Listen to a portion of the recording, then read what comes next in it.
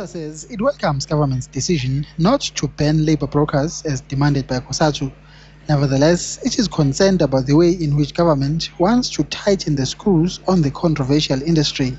As a whole, the bills do not support job creation. We feel that government vision, for example, as contained in the new growth path of creating 5 million jobs by 2020, will not be realized. So labor brokering is not the only issue. The equal pay treatment is another issue. Violence during strike is another issue. The enforcement and compliance amendments as proposed, we feel as business that they are too punitive and they do not create a flexible labor market that will allow business to thrive and that will allow business to create jobs. The organization says its main issue is government's refusal to subject its proposed labor law amendments to a regulatory impact assessment study to gauge their likely impact on job creation in the country. In 2010, when the bills were gazetted, Cabinet requested a regulatory impact assessment to be done. That was done. However, we're saying that there are new amendments that came as a result of the negotiations, and we believe that those new amendments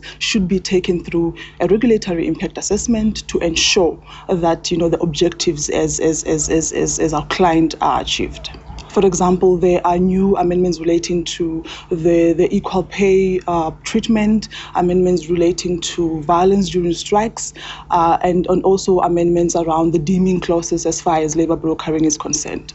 BUSA is also unhappy that government is not willing to discuss the proposed amendments further at NEDLAC after 18 months of negotiations failed to produce an agreement. It says it's now preparing to make its input at the parliamentary hearings on the matter in the coming months.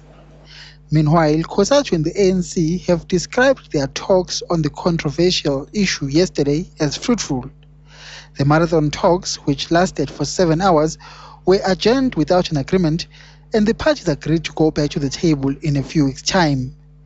The two parties have, however, decided not to divulge the details of their discussions.